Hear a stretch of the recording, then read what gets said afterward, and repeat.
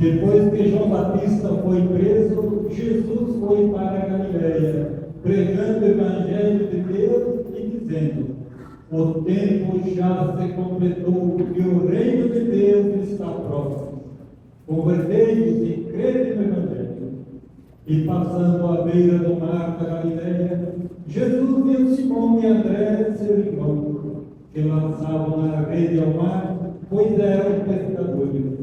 Jesus lhes disse: segue-me, eu farei de vós pescadores de homens. E eles, deixando imediatamente a rede, seguiram a Jesus.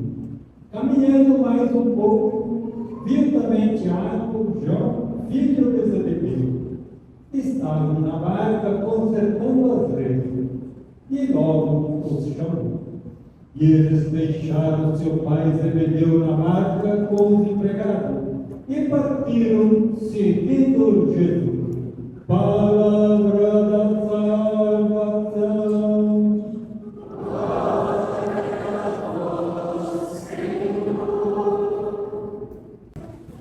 Prezado irmão, Padre Joel, essa comunidade, irmãos diáconos, os irmãos e as irmãs, muita alegria que volto, principalmente celebrando aqui neste salão, sabendo que a nossa igreja está sendo reformada.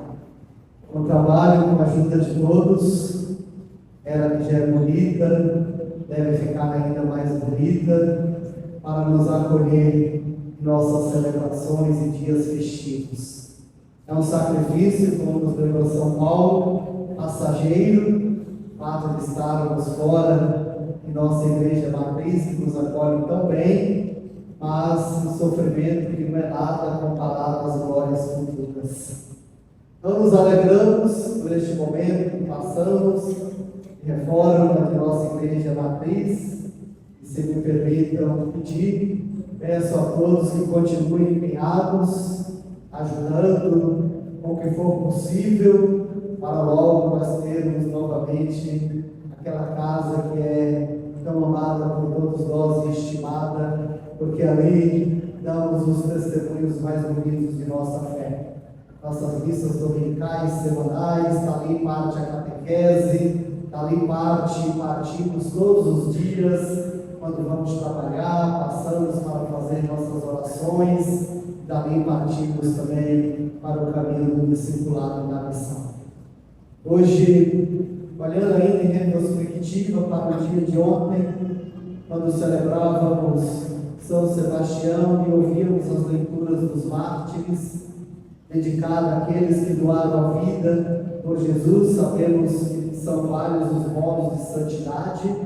A caridade, por exemplo, é um deles, é a pessoa que passou toda a vida ajudando os outros, os pobres, Madre Teresa, Irmã Dulce dos pobres.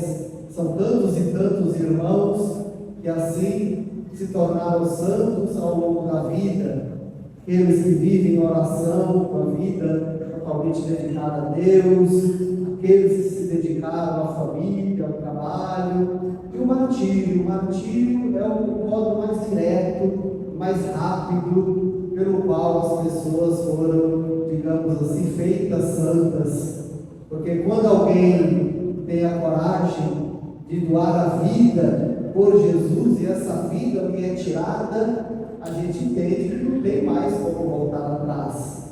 A pessoa foi capaz de ir até as últimas consequências, testemunhar a sua fé, e testemunhando-a, dizer que não abre mão de Cristo por nada. Ontem, ouvindo a leitura dos Macabeus, e ouvíamos lá o velho Eleazar, que foi tão desafiado a abandonar os costumes do povo judeu para seguir uma outra religião, uma nova religião do imperador que ali estava. E ele então disse com muita coragem: mas se eu fizer isso, se eu abrir mão dos costumes que meus pais me ensinaram, o que eu vou ensinar aos jovens? Qual será o meu legado para eles? Dizer que mudei, abandonei a Deus no meio do caminho? Refleti assim ontem na primeira leitura de Eleazar. E depois disse: não me restam muitos dias de vida. É melhor que eu a perca agora do que perder depois a vida eterna. Portanto, o martírio é conhecido desde o início de nossa igreja. Hoje nós ouvimos o chamado, Jesus chamando os seus primeiros discípulos. João Batista havia já sido martirizado sob Herodes, morto porque não concordava com o modo como ele estava conduzindo e reinando sobre o povo de Deus, no qual Deus não estava em primeiro lugar.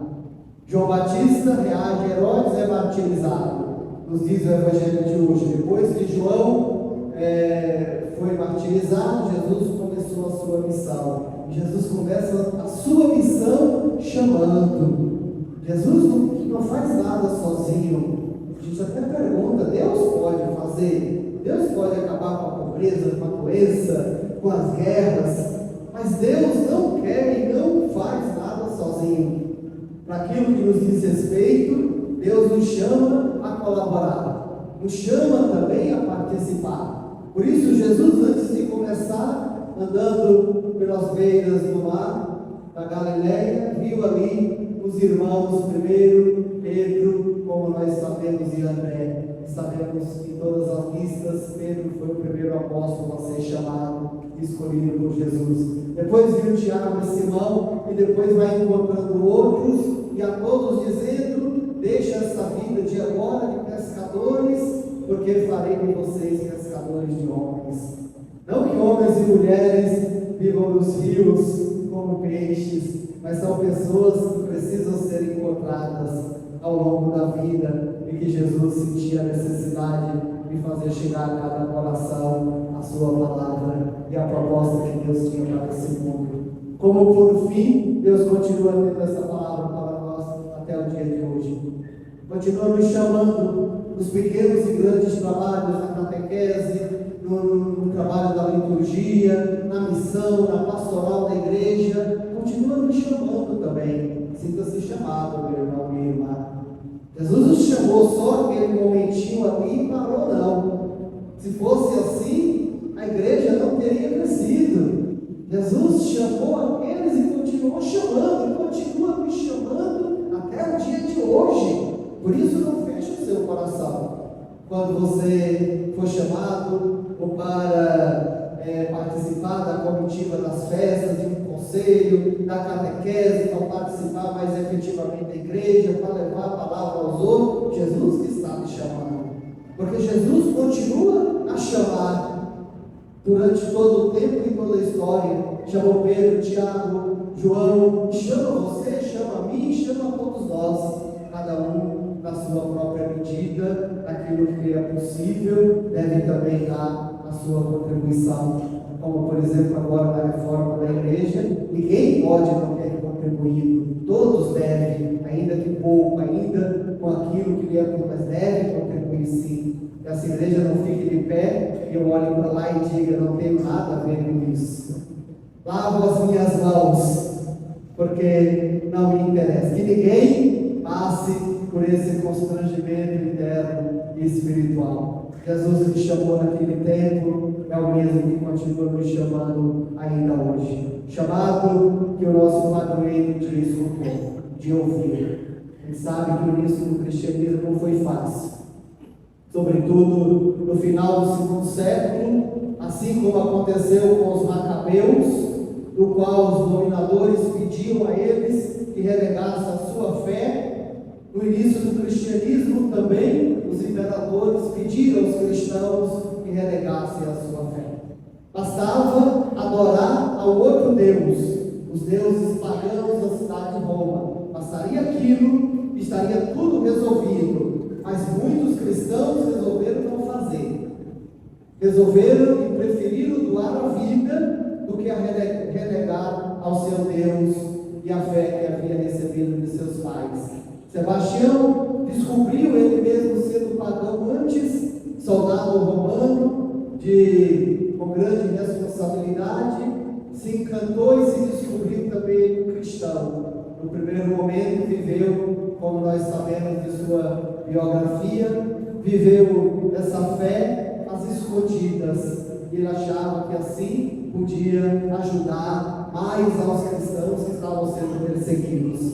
Ele, como soldado, sabia das coisas, conhecia antes, alertava os cristãos dos perigos, e assim, de dentro da casa do inimigo, ele ajudava a muitos e a muitas que tinham a sua vida colocada em perigo. Aí nos chama também a atenção, porque ele é padroeiro dos militares, porque também era militar. Mas mesmo sendo militar, como qualquer um de nós, não podemos obedecer uma ordem justa.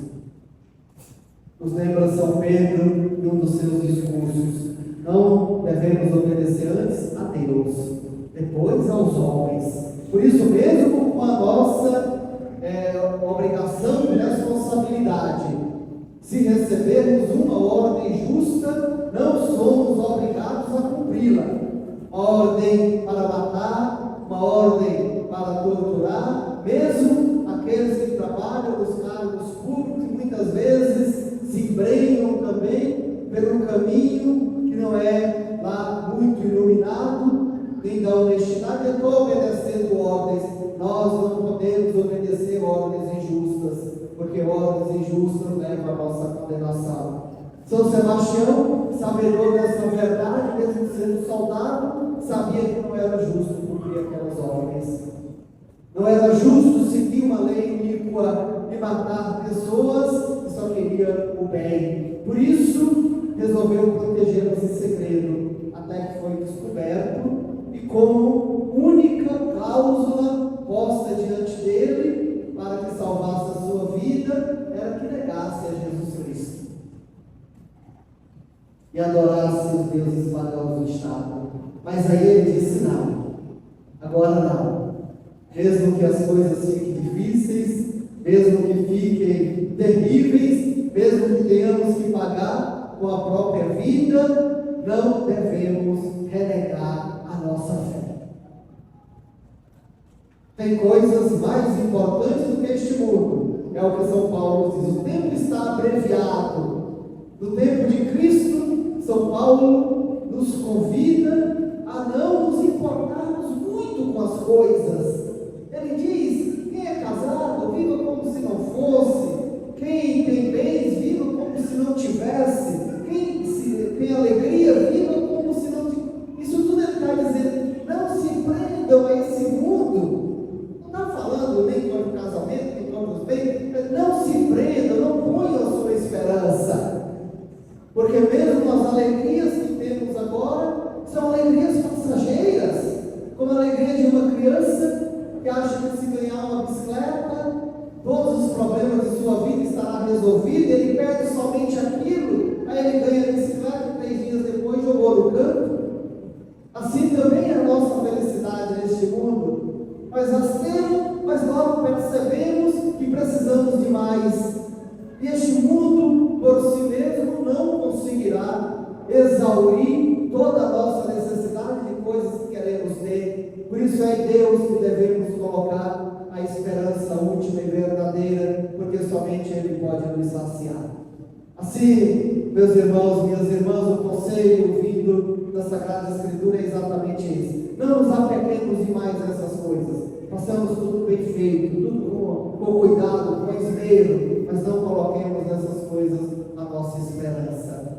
E assim nós poderíamos atualizar, trazer para o dia de hoje, dizer: mas hoje eu não sou desafiado, como São Sebastião foi no tempo dele, a escolher entre sua vida e entre a sua fé. Mas somos sim. Vocês prestarem atenção, quantos irmãos deixam a igreja na qual nasceram, foram batizados, para ir atrás de qualquer igreja que nasce por aí? Quantos não abandonam a sua fé, muitas vezes iludidos e muitas vezes também enganados, porque pensam somente em juntar bens terrenos, pensam somente no trabalho do dia a dia, daquele que alimenta o corpo, mas que não alimenta a alma, como naquele tempo. Hoje também somos desafiados a permanecermos fiéis até o fim. Talvez não de um martírio rápido, mas de um martírio lento. E todos os dias nos apresenta e coloca diante de nós uma quantidade infinita de possibilidades e que infelizmente muitos irmãos e irmãs acabam tomando esse outro caminho. Que não seja esse o nosso, que o nosso seja como de São Sebastião. Na hora de darmos testemunho do Cristo nosso Senhor, que tenhamos coragem de fazê-lo até o fim. E aí então cumpre-se aquela profecia do Evangelho de Jesus Cristo, quando diz aqueles que havia chamado: olha, não garanto por vida fácil para ninguém. Ninguém vai ter vida fácil. Aliás, as coisas ainda vão ficar muito mais difíceis. Vocês vão ser perseguidos, caluniados, vão mentir por causa de mim. Eu não lhes prometo que, inclusive, a vida de alguns de vocês não serão tiradas. Assim diz Jesus. O que eu prometo é: aquele que permanecer fiel até o fim vai ganhar a vida eterna. Promessa é essa. E é nela que nós devemos nos agarrar e ganhar força e coragem, para não importar o quão difícil o mundo se torna à nossa frente, a gente já tem pelo menos uma segurança, que a fidelidade a Deus nos leva à salvação e à vida eterna. Que São Sebastião nos ajude, caminhe conosco e nos ilumine. Viva São Sebastião!